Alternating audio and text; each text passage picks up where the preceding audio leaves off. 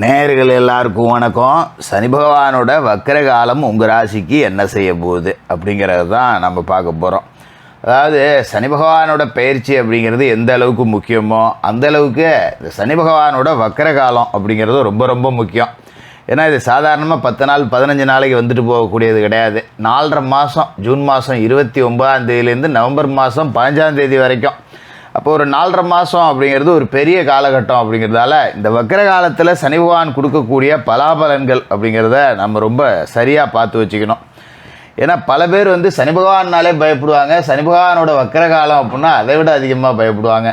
என்ன பண்ணுவாரோ ஏது பண்ணுவாரோ தெரியலையே அப்படிங்கிற மாதிரி ஒரு நடுக்கம் இருக்கும்.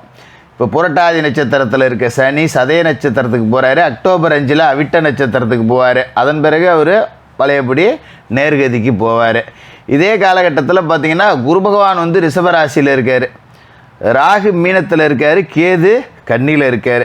இந்த சனி பகவானோட வக்கரத்தோடு சேர்த்து இந்த வருட கிரகங்களோட நகர்வு அப்படிங்கிறதையும் பார்க்கணும். சனி பகவான் தன்னோட பார்வையை மேச ராசியில், சிம்ம ராசியில், விருச்சிக ராசியில் பதிகிறார். அதாவது செவ்வாயோட ஆதிக்கத்தில் இருக்க 2 ராசியை பார்க்குறாரு. மேசம் விருச்சிகம் ரெண்டையும் பார்க்குறாரு. சூரிய பகவானோட ஆதிக்கத்தில் இருக்கிற சிம்ம ராசியவும் பார்க்குறாரு. இது எல்லாமே பார்த்திங்கன்னா சனி பகவானுக்கு பகை வீடு. மேசம், சிம்மம், விருச்சிகம் 3மே பகை வீட்டை தான் சனி பார்க்குறாரு.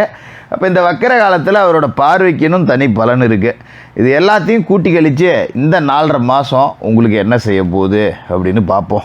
விருச்சிக ராசி நேயர்களே, உங்களுக்கு இந்த சனி பகவானோட வக்கர காலம் எப்படி இருக்குது அப்படின்னு பார்த்தோன்னா, கடந்த சில மாதமாகவே பார்த்தோம் அப்படின்னா வாழ்க்கை அப்படிங்கிறது ஒரு மாதிரி சாணி ஏறுனா முளசம் இருக்குது அப்படிங்கிற மாதிரி தான் இருக்குது. எல்லாமே நல்லதாக நடக்கிற மாதிரியே தெரியுது. ஆனால் திடீர்னு எதுவுமே நடக்கவே மாட்டேங்குது. நேற்று 10 ரூபா வச்சுருந்தேன், இன்றைக்கி 10 ரூபா கூட இல்லை. நாளைக்கு 500 ரூபா வரும்னு நினைக்கிறேன், ஆனால் வருமானு தெரியல. காசு வருது, எங்கே போகுதுன்னே தெரியல. மாத கடைசியில் கூட்டி கழித்து பார்த்தா 10 ரூபா கடன் தான் மிஞ்சிருக்கு. அப்போ ஆனால் எனக்கு இவ்வளோ காசு வருது, எங்கே போகுதுன்னே தெரியலையே, விரைய செலவு இவ்வளவுக்கு ஆகுதே, என்ன தான் பண்ணுறேன், நானும் பெருசாகவே ஒன்றும் செலவு பண்ணல, நான் எவ்வளோ தான் சிக்கனமாக இருந்தாலும் வெட்டி செலவு வந்துக்கிட்டு தான் இருக்குது அப்படிங்கிற மாதிரி தான் இந்த வக்கர காலத்துக்கு முன்னாடி உங்களுக்கு ஓடிக்கிட்டு இருக்கு. என்ன காரணம் அப்படின்னு பார்த்தீங்கன்னா, சனி பகவான் உங்களோட ராசிக்கு 4வது வீட்டில் இருக்கார், சுகஸ்தானத்தில் இருக்கார். அதாவது அர்த்தாஷ்டம சனி அப்படின்னு சொல்லக்கூடிய அமைப்பு. அஷ்டம சனி அப்படிங்கிறதுல பாதி அர்த்தாஷ்டம சனி. இந்த அர்த்தாஷ்டம சனி என்ன பண்ணோம் அப்படின்னா உடல் பிணியை கொடுக்கும். நமக்கு கொடுக்குதோ இல்லையோ, நமக்கு யாரெல்லாம் முக்கியம்னு நினச்சிக்கிட்டு இருக்கோமோ அவங்களுக்குலாம் கொடுக்கும். வீட்டில் தாய் தந்தையருக்கு உடம்பு சரியில்லாமல் போவோம், கணவன் மனைவிக்குள்ளே உடம்பு சரியில்லாமல் போவோம், பிள்ளைகளுக்கு உடம்பு சரியில்லாமல் போவோம். இப்படி ஆஸ்பத்திரின்னு ஆஸ்பத்திரியிலேயே கொண்டு நான் சம்பாதிக்கிற காசை பூரா கொட்டுறேன். எப்போ தான் இதுக்கு விடிவு காலன்னே தெரியல. திடீர்னு நமக்கு உடம்பு சரியில்லாமல் போயிடுது. முக்கியமான வேலை 10 ரூபா சம்பாதிக்கிற நேரத்தில், நல்ல வியாபாரம் பண்ணுற நேரத்தில் உடம்பு சரியில்லாமல் போயிடுது, படுத்துக்கிறேன், பெரிய நலியாக இருக்குது அப்படின்னு நினச்சவங்க எல்லாம் இதுக்கு மேலே அதை பற்றி கவலைப்பட வேண்டியதில்லை. ஒரு 4.5 மாத காலகட்டத்துக்கு மருத்துவ செலவு உங்களுக்கு இருக்காது. கொண்டு போய் ஆஸ்பத்திரியில் கொட்டின வரைக்கும் போதும் கடவுளே அப்படின்னு போயிட்டு ஒரு சனிக்கிழமையில், நாளைக்கு இப்போ ஒரு சனிக்கிழமையில் சனி பகவானை போய் மனசார விழுந்து கும்பிட்டு வணங்கிட்டு ஒரு எள்ளு விளக்க போட்டுட்டு ஒரு 4 மாற்றுத்திறனாளிகளுக்கு அன்னதானம் பண்ணிட்டு வந்துருக்கேன். இதை செஞ்சிட்டிங்கனாலே இந்த 4.5 மாதத்துக்கு உங்களுக்கு மருத்துவ செலவு அப்படிங்கிறதே இருக்காது. அதோட சனி பகவானோட பார்வை அப்படிங்கிறது இருக்குது பார்த்தீங்களா, அது உங்கள் ராசியிலே உழுவுது. குரு பகவானோட பார்வையும் ராசியிலே உழுவுது. ஆனாலும் குருவை விஞ்சினவர் இல்லையா சனி, கொஞ்சம் அவரோட அந்த வஜ்ர பார்வை அப்படிங்கிறது உங்களை போட்டு ஆட்டி தான் படைச்சிருக்கும். இப்போ சனி பலம் இழக்கிறாரு, குரு பலம் இழக்கல. 2 பேரோட பார்வை ராசியில் இருக்குது. சனியோட பார்வைக்கு பலம் குறையுது. அப்படிங்கும்போது உங்களுக்கு ஒரு புது தெம்பு வரும். எதாக இருந்தாலும் நம்ம பார்த்துக்கலாம் அப்படின்னு நம்ம மேலேயே நம்பிக்கை இழந்து போயிருந்திருப்பீங்க கடைசி காலகட்டத்தில். அட போட என்ன மனுஷன்டா நம்பலாம் அப்படிங்கிற மாதிரி தனக்கு தானே ஒரு சலிப்பு உண்டாயிருக்கும். அது இந்த சனி பகவானோட பார்வை ஜென்ம ராசிக்குள்ளேயே விழுந்ததால தான். அது மாதிரி ராசிக்கு 6லையும் சனி பார்வை இருக்குது. ருணரோக சத்துருஸ்தானத்தில் சனி பார்வை இருக்குது. அப்படிங்கும்போது கொஞ்சம் அதுவும் நமக்கு பிரச்சனையை தான் கொடுத்துருக்கோம். அந்த நோய், கடன், பகை இது எல்லாமே கொஞ்சம் கூட இருக்கும். திடீர்னு பார்த்தீங்கன்னா ஆஸ்பத்திரிக்கு போகிற மாதிரி இருக்கும். அட போடா அப்படிங்கிற மாதிரி தான் வாழ்க்கை அப்படிங்கிறது ஓடிக்கிட்டு இருந்திருக்கும்.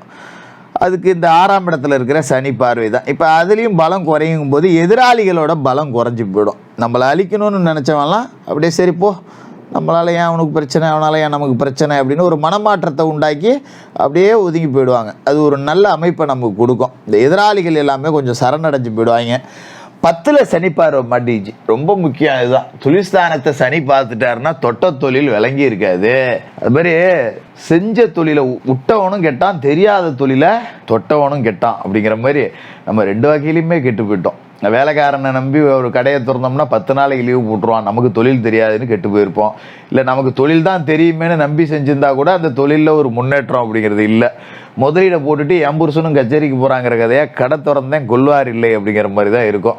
பேசாமல் வேலைக்கு போயிருந்தா கூட ஒரு 1000-500 சம்பளம் கிடச்சிருக்கும். நானும் முதலாளின்னு சொல்லிட்டு வெள்ளையும் சொல்லியுமா சுற்றிக்கிட்டு இருக்கேன். போகும்போது வெள்ளை சட்டையோடு தான் போகிறேன், அதில் 10 காசு இல்லைன்னு எனக்கு மட்டும்தான் தெரியும். ஏதோ வெளிமப்புக்கு வாழ்க்கை ஓடிக்கிட்டு இருக்கு அப்படிங்கிற மாதிரி இருந்தவங்களுக்கு தொழில் வளர்ச்சி அப்படிங்கிறது இருக்கும்.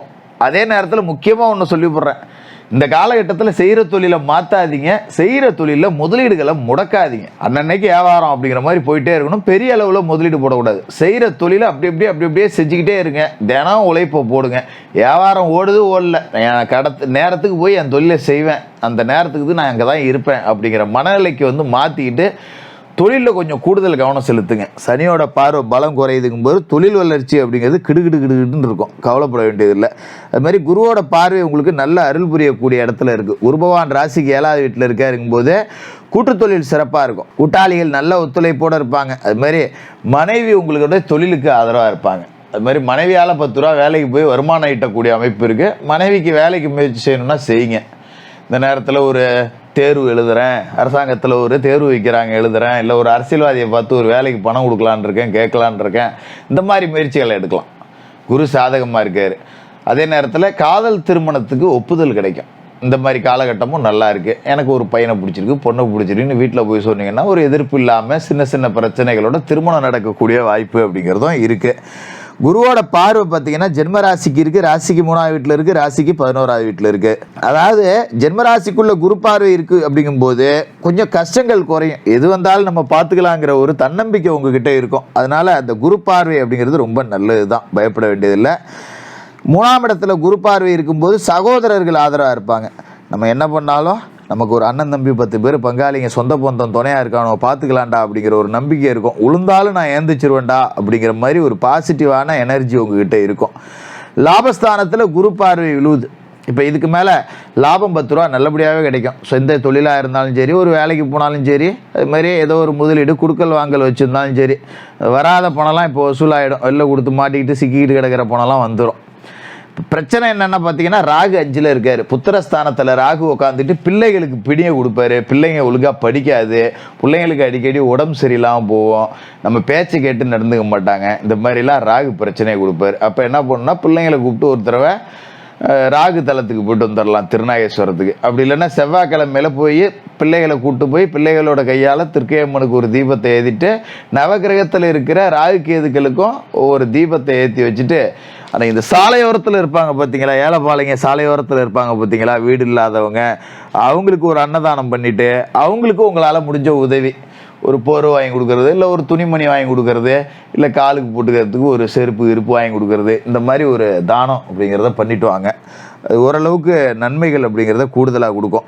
அர்த்தாஷ்டம சனி அப்படிங்கிறது இருக்குது. அப்போ சனிக்கிழமையில காலையில் எந்திரிச்சு குளித்து முழுவிட்டு விநாயகர் வழிபாடு செஞ்சுட்டு, அனுமன் வழிபாடு செஞ்சுட்டு, பெருமாள் வழிபாடு செஞ்சுட்டு, சனிக்கிழமை சாயங்கால நேரத்தில் சனி பகவானுக்கு மண்ணகலில் எள்ளெண்ணெய் முடிச்சு முடிச்ச போட்டு எள் தீபம் ஏற்றிட்டு சனி பகவானை மனசார வணங்குங்க.